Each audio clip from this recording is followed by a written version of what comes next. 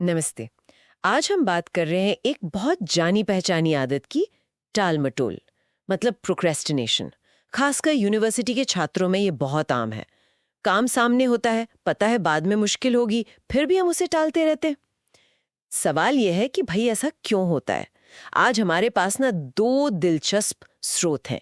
एक तो स्वीडिश छात्रों पर हुई स्टडी है जो बताती है कि टालमटोल कब हल्की फुल्की आदत से बढ़कर एक गंभीर समस्या बन जाती है। और दूसरा, हम एक न्यूरोसाइंस डिस्कशन के हिस्से को देखेंगे जो हमारे दिमाग में प्रेरणा और टालमटोल के खेल को समझाता है।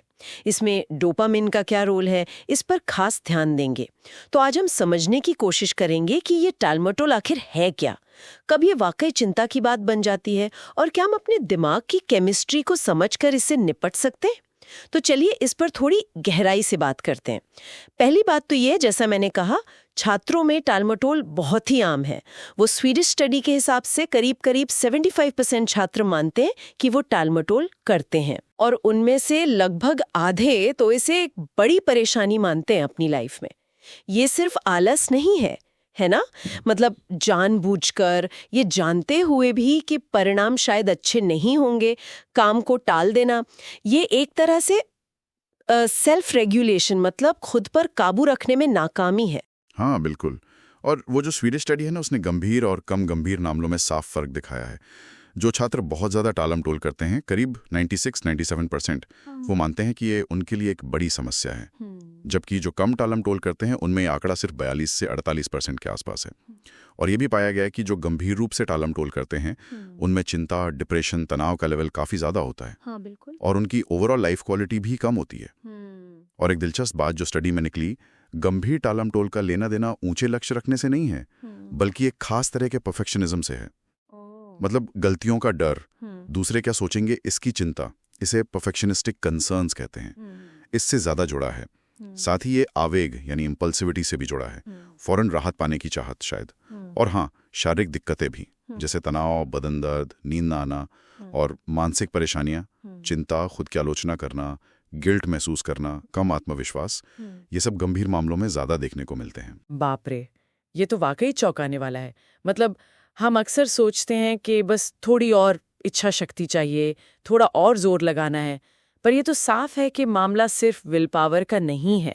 यहाँ तो दिमाग की केमिस्ट्री और मेंटल हेल्थ का सीधा कनेक्शन दिख रहा है।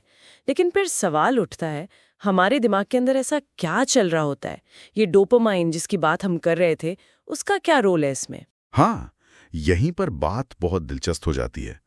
देखिए, डोपामिन को अक्सर लोग सिर्फ खुशी का केमिकल समझते हैं, पर ये उससे कहीं ज्यादा है।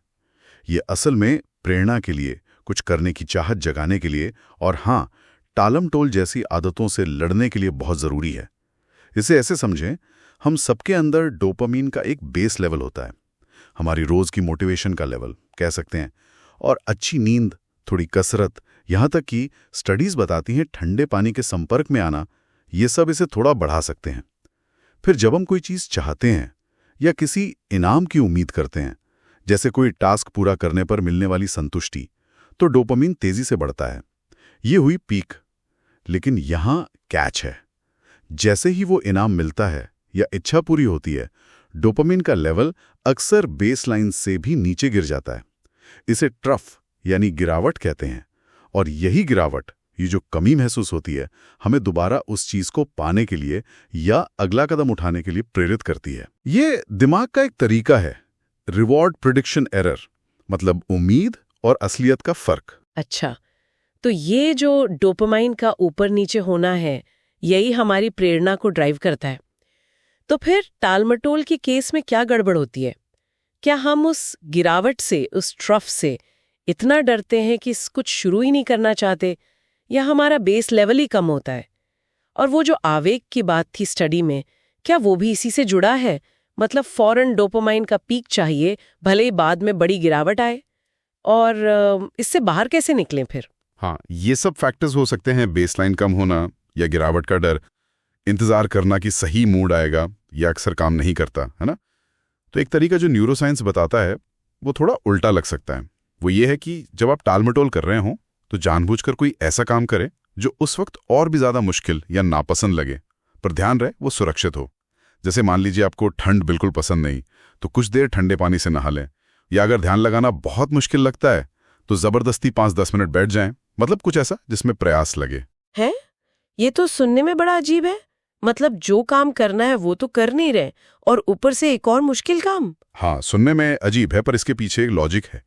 जब आप ऐसा करते हैं तो आप जानबूझकर उस डोपामाइन की गिरावट को थोड़ा और गहरा करते हैं। वो जो ट्रफ है उसे थोड़ा और नीचे ले जाते हैं। ये उस वक्त शायद अच्छा ना लगे, लेकिन यही गहराई दिमाग को एक सिग्नल देती है कि वो तेजी से और ज्यादा मजबूती से अपने सामान्य प्रेरणा स्तर यानी बेसलाइन पर वापस लौटे। आप असल में उस दर्द या मेहनत को ही अपनी प्रेरणा का ईंधन बना रहे हैं। ये उस आम तरीके के बिल्कुल उलट है जहां हम किसी काम को मजेदार बनाने के लिए उसमें बाहरी इनाम जोड़ते हैं और अनजाने में उसकी अंदरूनी प्रेरणा कम कर देते हैं। लेकिन ये जो जानबूझकर मुश्किल काम करने वाली बात है, क्या ये सबके लिए ठीक है? कहीं ऐसा तो नहीं कि जिनके लिए पहले से चिंता या तनाव ज्यादा है, उनके लिए ये और मुश्किल खड़ी कर दे? ये बहुत जरूरी सवाल है। बिल्कुल, इसे सावधानी से और अपनी क्षमता देखकर ही करना चाहिए। मकसद खुद को सजा देना बिल्कुल नहीं है। मकसद है दिमाग की रिवॉर्ड सिस्टम को थोड़ा सा, क्या कहते हैं, रीसेट करना। अगर किसी को गंभीर चिंता या डिप्रेशन है तो यकीनन किसी प्रोफेशनल की सलाह लेना ही सबसे सही रास्ता है। पर हाँ, सामान्य टालम बटोल से जूझने वालों के लिए ये प्रयास को गले लगाने का नजरिया एक शक्तिशाली तरीका हो सकता है। समझ गई। तो इस पूरी बातचीत का निचोड़ क्या निकलता है? पहली बात तो ये कि टालम बटोले काफी उलझा हुआ मुद्दा है।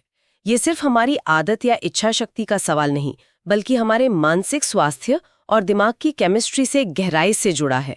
और गंभीर मामलों पर ध्यान देना बहुत जरूरी है, उन्हें नजरअंदाज नहीं करना चाहिए। सही कहा।